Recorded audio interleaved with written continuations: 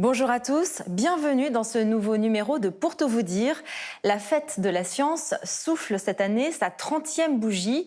Créée en 1991, elle est organisée chaque année à l'automne par le ministère chargé de l'enseignement supérieur, de la recherche et de l'innovation pour permettre à chacun de découvrir le monde des sciences et de rencontrer les femmes et les hommes qui font la science aujourd'hui. Cette fête dépasse à présent les limites de l'Hexagone, elle se décline aussi en Outre-mer et à l'international.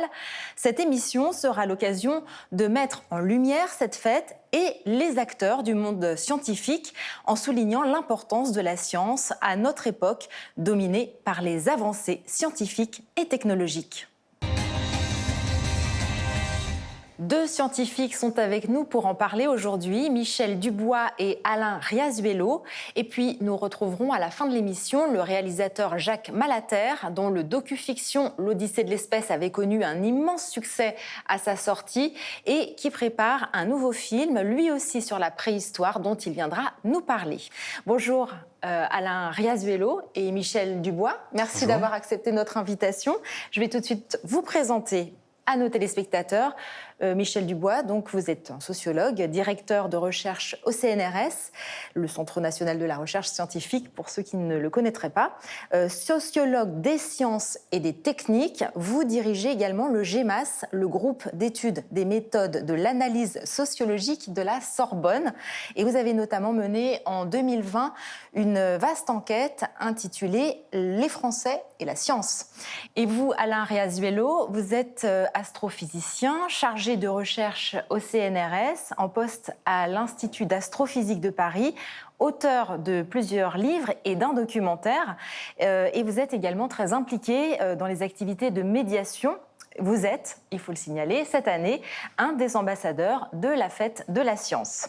Alors, avant de commencer notre discussion, je vous propose un petit coup d'œil du côté de la Fête de la Science de cette année.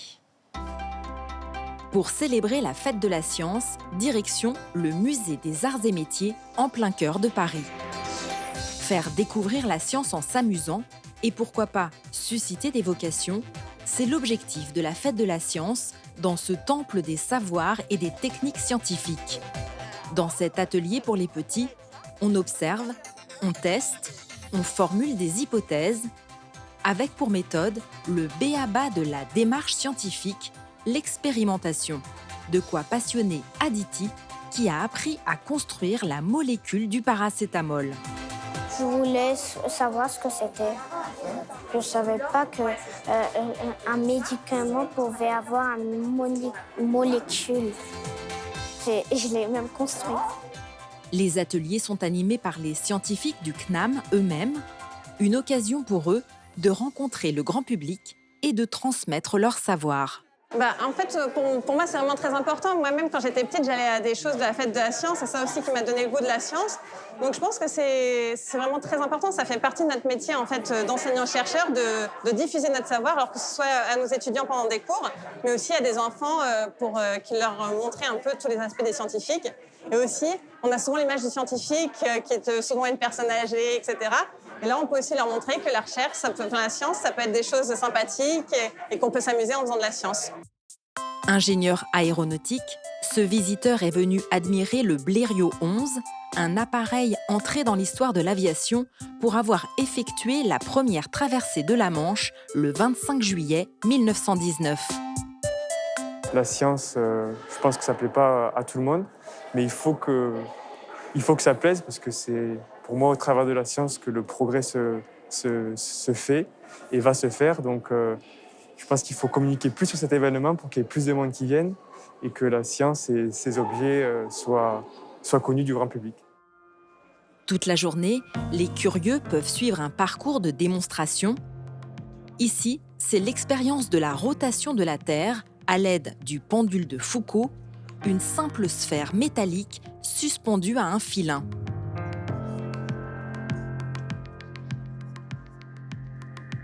Là, l'incroyable histoire de l'avion numéro 3 de Clément Ader, conçu entre 1893 et 1897. En tant que femme, je pense qu'on est encore sous-représentée dans les métiers scientifiques.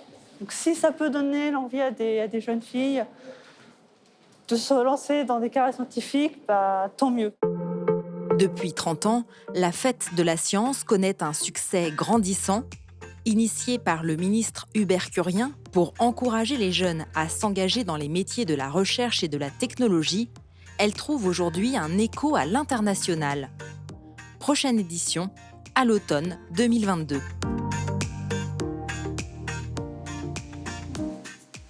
Alain Riazuelo, la thématique de la Fête de la Science cette année était l'émotion de la découverte. Pourquoi cette thématique d'après vous et quels sont les enjeux ? C'est une façon parfaite de partager, en fait. Dire qu'une découverte non seulement est importante, mais en plus suscite quelque chose au-delà d'un peu universel, c'est un beau moyen de montrer que le savoir, c'est important et que c'est quelque chose qu'il faut partager. Et puis la découverte, c'est ce qui anime aussi les scientifiques. Oui, bien sûr. Tout chercheur a toujours un moment très égoïste. Le moment où vous trouvez quelque chose mais que vous ne l'avez pas encore annoncé, vous savez que vous êtes le seul à savoir et vous savez que c'est vous qui allez diffuser au reste du monde le résultat que vous avez. Peu importe que le résultat soit important ou pas, il y a ce moment où on sait qu'on a fait quelque chose. Et après, donc, il s'agit de transmettre aussi Voilà. cette émotion. Et donc après, selon évidemment la discipline, selon la complexité du résultat, c'est plus ou moins possible. Mais en astronomie, on a la chance que ça ne laisse personne indifférent. Et donc il y a énormément de sujets que l'on peut partager. Michel Dubois, vous avez travaillé sur un sondage qui portait sur l'attitude des Français envers la science. C'est un sondage qui a été effectué en 2020 et qui s'inscrivait dans la continuité d'une série qui avait commencé, je crois, en 1972. Comment évolue la confiance des Français envers la science, d'après ce que vous avez pu observer? Oui, ces grandes enquêtes nous permettent un petit peu de nous renseigner sur l'évolution des attitudes des Français vis-à-vis des sciences et des techniques. Et c'est vrai qu'une question centrale du débat public en France, c'est celle de la confiance ou de la défiance de nos citoyens par rapport... Pas seulement en France d'ailleurs. Oui, en France comme à l'étranger, mais c'est vrai que c'est central aujourd'hui, depuis la pandémie, dans le débat public, c'est la question de la méfiance ou la défiance supposée du public. Et la bonne nouvelle, c'est que cette défiance n'existe pas. Donc c'est ça le message que je voudrais envoyer. Il n'y a pas de défiance de nos concitoyens vis-à-vis de la science, il n'y a pas de défiance vis-à-vis des scientifiques. Ce qui ne veut pas dire qu'il n'y a pas de problème, mais ça veut dire qu'une bonne partie du débat public est centrée sur un faux problème. Et par contre, il y a d'autres problèmes qui méritent d'être traités. Alors par exemple, quels sont les principaux enseignements à tirer de ce sondage? Les grands enseignements, il y a un ensemble d'enseignements qui sont très positifs. Donc j'ai parlé de la confiance très rapidement. Il y a un intérêt qui est constant, qui est stable vis-à-vis des grands enjeux scientifiques. Il y a une bonne compréhension également chez les générations les plus jeunes. On a fait cette analyse générationnelle.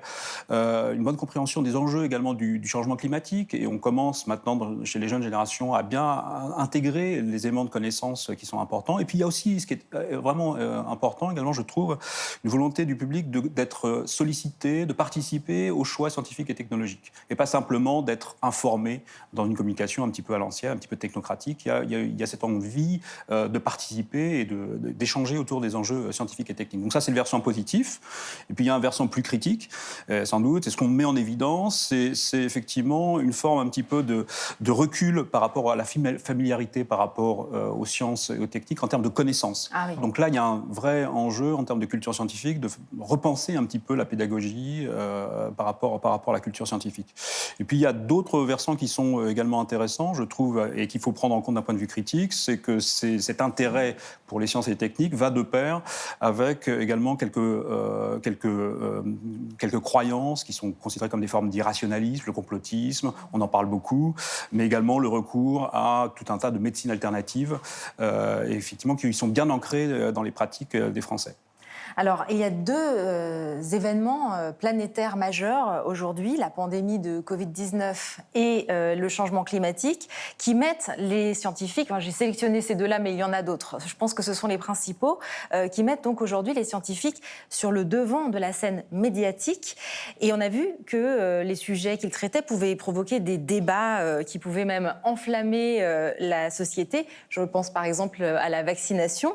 Comment partager les débats scientifiques et les contradictions donc, que cela implique avec le grand public, sans que la parole scientifique ne risque d'être déconsidérée, d'après vous, Alain Riazuelo? Alors c'est difficile parce que s'il y a débat scientifique, c'est que les scientifiques qui sont les plus experts du sujet ne sont pas d'accord entre eux.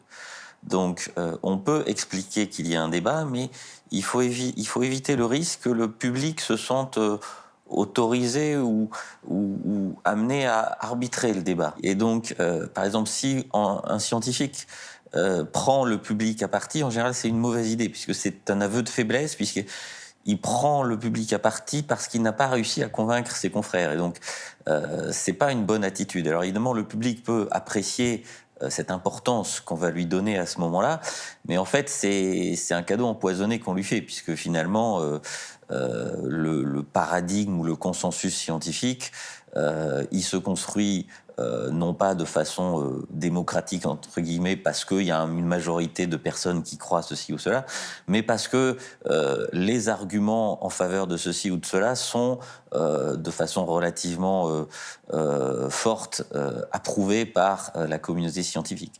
Et c'est ça qui est difficile à nuancer quand on explique au public une problématique. Alors moi, en astronomie, il n'y a pas d'enjeu de société aussi. Si, il y a des débats, mais il n'y a pas d'enjeu de société majeur, à part peut-être la question de la vie extraterrestre, mais est-ce que l'astéroïde machin a des chances de heurter la Terre dans 3 siècles? Bon, ça ne va pas vous empêcher de dormir, vous, puisque ça n'arrivera pas dans un futur proche. En revanche, pour ce qui concerne le changement climatique en particulier, oui. Ça reste difficile à admettre pour certains, et ça reste quelque chose qui est controversé. Alors controversé, non, ça l'est plus. Ça n'est pas controversé par les scientifiques, mais dans l'acceptation du public, il y a des nuances. Oui. En fait, le changement climatique, c'est un très bon exemple parce que finalement, le terrain médiatique a été occupé par des climato-sceptiques avant qu'il ne soit occupé par des scientifiques qui ont réagi avec retard. Et il y a quelques années, il y avait le journal Nature, qui est le plus prestigieux journal scientifique, qui avait interpellé en fait les climatologues en disant « c'est un combat de rue et vous devez descendre dans la rue ». Et c'est vrai que nous autres scientifiques, on n'est pas habitués à ce vocabulaire un peu presque guerrier, mais à cette situation où effectivement, quand vous êtes scientifique, vous avez l'habitude de présupposer la bonne foi de vos interlocuteurs. Et là, pour ce qui est des gens qui parlent mal du réchauffement climatique, l'immense majorité de ces gens-là ne sont pas de bonne foi. Et donc, on est un peu démunis et on a un temps de retard sur ce mouvement-là. Et puis, ce sont des sujets qui nécessitent énormément de connaissances, aussi bien scientifiques que techniques, impossibles à maîtriser pour chacun d'entre nous. Comment faire en sorte que la communication à l'égard du grand public sur ces sujets, le changement climatique et d'autres sujets scientifiques, soit la plus claire et pédagogique possible pour favoriser donc cette confiance de la population? Oui, là, il y a un vrai enjeu pédagogique sur la façon, effectivement, de parler vers le grand public, mais également parler vers ses pairs, puisque, comme vous l'avez signalé, effectivement, parfois nos pairs dérapent eux-mêmes dans leur communication, et il faut faire ce travail de régulation et de contrôle. Moi, je dirais que la pandémie, de ce point de vue-là, est une formidable opportunité, c'est-à-dire que ça nous a permis de bien montrer que la science est une affaire humaine, c'est-à-dire que c'est pas quelque chose qui nous tombe dessus, qui est donné, c'est pas quelque chose qui relève du consensus dès le départ, c'est un consensus qu'on construit. Et donc l'état normal de la science, effectivement, c'est un état de controverse, c'est un état de recherche qui se pose des questions. Et c'est un exercice pédagogique en temps réel qu'on est en train de vivre pour faire comprendre précisément que les connaissances se stabilisent dans le temps. Donc il y a une temporalité de la recherche.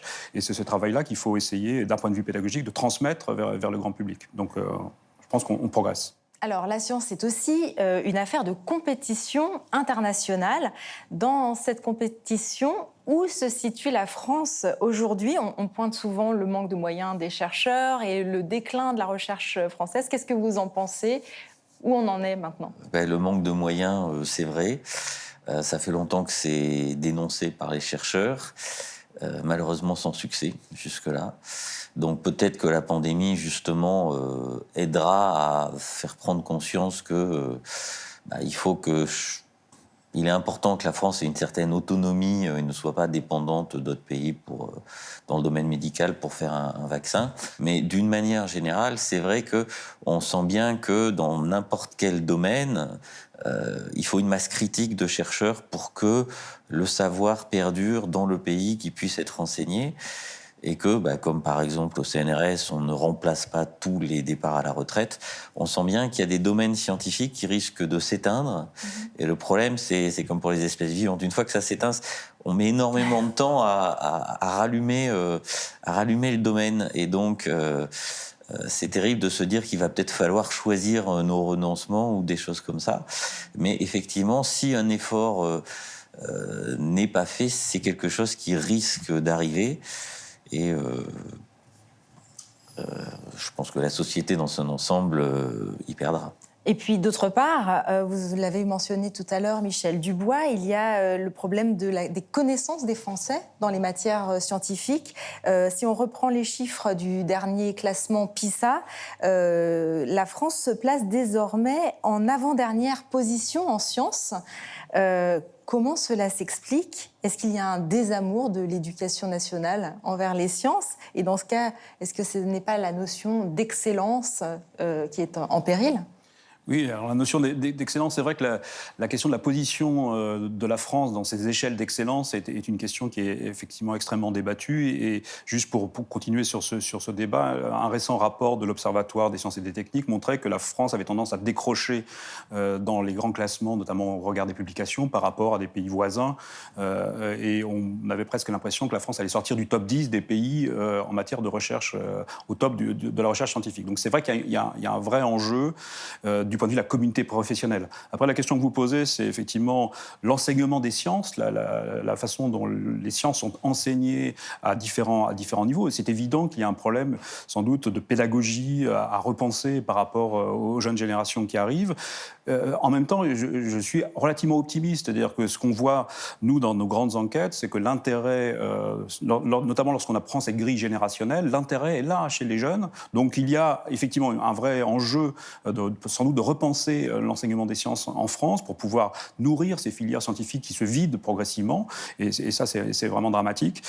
Pour autant, voilà, il ne faut pas cultiver le pessimisme. Il faut au contraire s'appuyer sur l'intérêt qui est bien présent.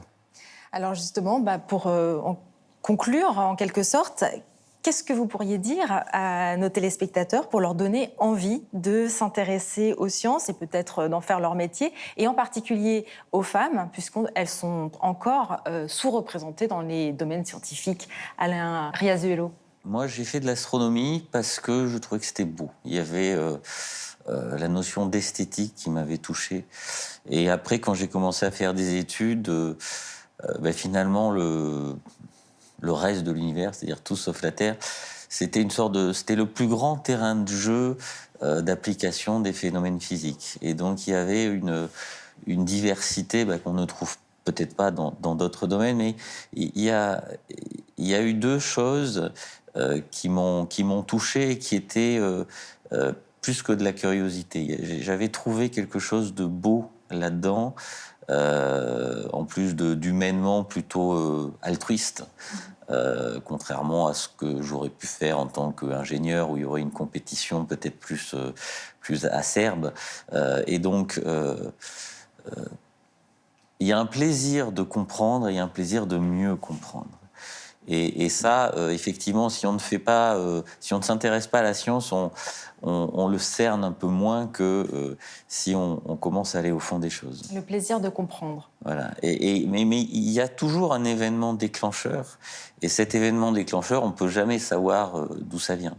Et à partir du moment où vous ressentez ça, quel que soit le domaine, vous allez pouvoir faire de la science et vous allez avoir du plaisir à la faire. Michel Dubois. Oui, j'abonde tout à fait dans ce sens. Effectivement, le plaisir de faire de la recherche, c'est un plaisir de produire de la connaissance, mais c'est un plaisir de le faire de façon quasiment parfois ludique, c'est-à-dire qu'il y a une dimension de jeu, il y a une dimension d'enquête, surtout pour les sciences sociales qui sont souvent en plus dans des débats qui sont des débats d'actualité, des débats de société. Et donc c'est aussi une façon un petit peu de contribuer à ces débats et à faire un petit peu réorienter potentiellement un certain nombre de décisions en matière d'autorité publique.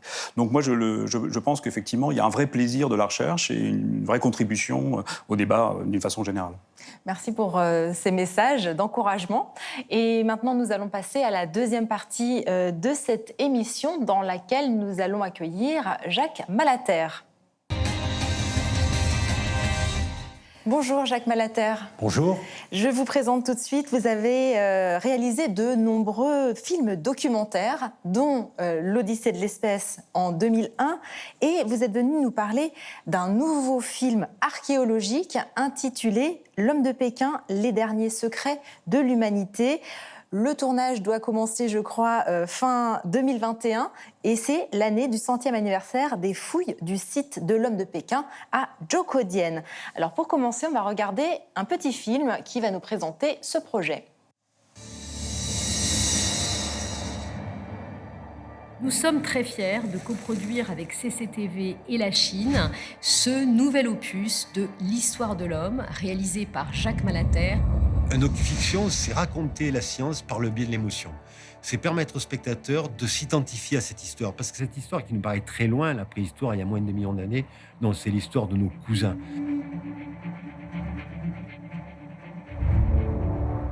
À l'UNESCO, nous sommes très heureux de soutenir ce grand projet de film consacré à la fabuleuse histoire de l'homme de Pékin.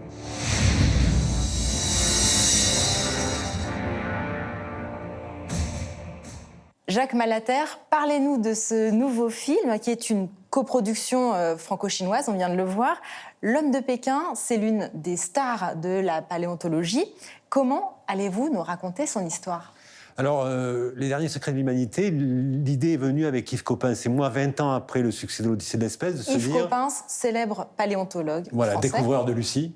De se dire, bon, ben, ces 20 ans se sont passés, plein de découvertes sur ce qu'étaient nos ancêtres, sont nés, existent maintenant. Il est temps de les raconter de nouveau au public. Et on a choisi la Chine, parce que la préhistoire chinoise est un magnifique terrain de jeu, d'une part parce qu'il y a une faune animale extraordinaire. Il y a des éléphants de plus de 5 mètres de haut, les stégodons, il y a les Gigantopithecus qui sont des gorilles de plus de 3 mètres de haut. Donc c'est un terrain de jeu fabuleux. Et il y a aussi l'homme de Pékin, cet Homo erectus, l'homme dressé, qui va inventer le feu. Et on va suivre cette histoire de l'homme à travers la préhistoire chinoise, puisque la préhistoire est un peu la même partout au même moment, à 50 000 ans près, mais c'est au même moment. Et on va suivre cette préhistoire chinoise qui est une fabuleuse aventure humaine. Il faut savoir aussi que la Chine a une spécificité unique au monde, c'est que c'est le seul endroit de la planète où, à un moment donné, il y a plus de 7 espèces humaines présentes. Oui. Avec Homo sapiens, des espèces qui vont disparaître pour laisser la place à nous, l'Homo sapiens sapiens. Et le film se termine quand l'Homo sapiens d'Asie commence à rayonner à travers le monde. Il va croiser Cro-Magnon, mais il va surtout passer par le détroit du Bering et découvrir, à moins de 25 000 ans, les États-Unis. Donc les premiers hommes qui ont mis les pieds aux États-Unis, c'est les Chinois. Mais du coup, vous allez utiliser donc des images de synthèse un petit peu sur le même principe que dans l'Odyssée de l'espèce, mais avec des technologies aujourd'hui beaucoup plus avancées. Alors bien sûr, on va avoir des technologies beaucoup plus avancées qu'il y a 20 ans pendant l'Odyssée de l'espèce. C'est vraiment une coproduction avec la Chine, donc je vais travailler avec une équipe à 90% chinoise. Ça va être vraiment un partage des savoir-faire et je suis très heureux de cette aventure humaine qui va se dérouler là-bas parce que quand l'aventure humaine est réussie, le film n'est pas loin de l'être. Alors effectivement, grâce au talent joint de MacGuff et de Micros en France, on va créer des animaux en 3D, on va créer les animaux dont je vous ai parlé, le stégodon, le tigre dents de sabre, le Gigantopithecus, et les acteurs qui seront tous chinois vont jouer avec ces moments-là, avec ces créatures virtuelles, et ils auront aussi chacun des make-up pour ressembler à l'homme d'hier, un maquillage pour transformer un homme d'aujourd'hui en homme d'hier, c'est 3 à 4 heures de maquillage par jour. Donc ça demande beaucoup d'investissement, beaucoup de temps. Et donc c'est une coproduction avec la Chine. Comment s'articule cette association avec votre partenaire CCTV 9 ? Oui, alors c'est une véritable coproduction. C'est quasiment une coproduction chinoise et française. C'est CCTV 9 qui va coproduire avec France Télévisions en ce qui concerne la France, et 10.7, qui est la maison de production de Victor Robert. Et voilà, après 2 ans de collaboration et d'étroite collaboration, parce que vraiment, il faut se tenir la main, c'est vraiment des usines à gaz, ces films à faire. Mais en même temps, c'est des films qui sont porteurs parce qu'ils racontent l'histoire de la planète, l'histoire de nos ancêtres à nous. On est tous cousins. sur cette planète. Et là, c'est nos cousins chinois qui vont nous raconter aussi comment nous, on a pu évoluer à travers le monde. Alors, on vous entend dans la vidéo que nous venons de regarder dire que le docu-fiction a la capacité de toucher le public grâce à l'émotion. C'était aussi le thème de la Fête de la Science dont nous venons de parler dans la première partie de cette émission. L'émotion est la clé pour entrer dans les sujets pointus et scientifiques. Je crois que quand on veut toucher du grand public à 20h30, voilà, on n'est pas sur un public spécifique, on est là vraiment pour... On se bat contre le téléfilm policier qui est à côté, contre le match de foot qui est à gauche. Donc il faut aller vers les gens. Il faut leur montrer que la science, au début, c'est juste des grandes histoires et des belles histoires. Donc Yves Coppens le dit toujours, il dit, moi, il me transmet la science. Je ne deviens pas paléontologue, mais il me transmet ce que je dois savoir. Et à un moment donné, là où la science s'arrête parce qu'elle n'a pas forcément le droit d'imaginer ou de rêver ce qui a pu être, elle laisse les artistes s'engouffrer dans les zones d'ombre pour inventer la petite histoire qui va raconter la grande histoire. Alain Riazuelo, vous voulez nous parler peut-être de la capacité du documentaire de toucher le grand public. Je crois que vous avez vous-même réalisé un documentaire. Alors j'ai participé à un documentaire sur les trous noirs, donc sujet très grand public. Donc effectivement, quelque chose qui peut toucher les gens et qui peut être un moyen d'amener les gens à la science. C'est vrai que chez les scientifiques, il y a toujours un petit débat, une question ouverte, c'est quelle est la part de concession que l'on va faire dans un reportage, un documentaire, sachant que si on est trop technique, on va toucher moins de public. Si on l'est pas assez, on va peut-être un peu trop distordre la vérité. Et l'équilibre est pas toujours facile à trouver. Et je suis sûr que dans le domaine de la paléontologie, il y a des gens qui sont plus rigoristes et d'autres qui sont plus tournés vers il faut toucher le public, même si on triche un peu. Michel Dubois, vous voulez ajouter quelque chose, vous qui vous êtes intéressé justement à la perception de la science. Tout à fait. Non, mais je pense que c'est l'idée de prendre l'histoire de l'être humain, de l'homme, et d'en faire un récit, et d'un récit qui est ciblé vers le grand public, c'est effectivement une excellente idée. D'autant plus que ce sont des domaines de recherche qui ont connu des avancées quand même assez importantes, notamment dans le domaine de la paléogénétique, de l'ADN ancien, et il y a tout un ensemble de connaissances qui sont maintenant à transmettre et qui ne sont pas forcément d'ailleurs dans la continuité de ce qu'on avait auparavant. Donc, non, je trouve que l'initiative est tout à fait excellente. Alors, Jacques Malater, vous avez déjà réalisé un certain nombre de documentaires, et notamment d'autres documentaires scientifiques. Vous avez déjà collaboré également avec Yves Coppens auparavant. Quelles sont les spécificités du documentaire scientifique par rapport à d'autres types de films ? Mes camarades le disaient, c'est vraiment un travail où il faut travailler main dans la main avec les scientifiques. C'est pas d'un côté le réalisateur et l'artiste, de l'autre côté le scientifique. C'est chacun fait un pas avec l'autre et chacun essaye de trouver le meilleur axe pour raconter l'histoire. Alors des fois c'est fabuleux parce qu'en histoire ou en préhistoire, la vraie vie, la vraie histoire, la science est plus intéressante que ce que pourrait imaginer n'importe quel scénariste. Donc il faut être humble aussi par rapport à ça. Des fois, il y a juste à cueillir la fleur et à la transmettre. Et après, c'est un travail d'équipe, c'est-à-dire que nous, par exemple, on va aussi bien travailler avec Yves Coppens et Antoine Balzo, des paléontologues aussi du Musée de l'Homme, mais aussi avec des scientifiques chinois qui sur place vont checker, parce qu'on va tout refabriquer, les outils, les lances, les costumes. Donc tout ça, ça va être validé scientifiquement. Bien sûr, il y a des choses qui ont disparu, on ne sait pas comment c'était, mais en tout cas, on essaye d'imaginer, d'être au plus près de ce que ça a pu être. Alors, l'un de vos films précédents, j'en parlais tout à l'heure, L'Odyssée de l'espèce, qui portait également sur la préhistoire, a touché un énorme public à travers le monde, un succès presque étonnant et qui dure encore aujourd'hui. Vous m'en parliez en préparant l'émission. C'est vraiment un vecteur idéal pour transmettre la science, le documentaire ? Oui, je crois, et aujourd'hui les enseignants l'ont bien compris, parce qu'aujourd'hui, c'est un peu pour ça qu'on fait avec Yves les derniers secrets de l'humanité à travers l'histoire de l'homme de Pékin. C'est pour que ce film-là vienne remplacer l'Odyssée de l'espèce dans les écoles, parce qu'aujourd'hui, l'Odyssée de l'espèce est toujours utilisée dans les écoles pour faire découvrir la préhistoire aux enfants d'école primaire. Donc voilà, si demain, dans 20 ans, c'est les derniers secrets de l'humanité, l'homme de Pékin qui raconte notre préhistoire, le pari sera réussi.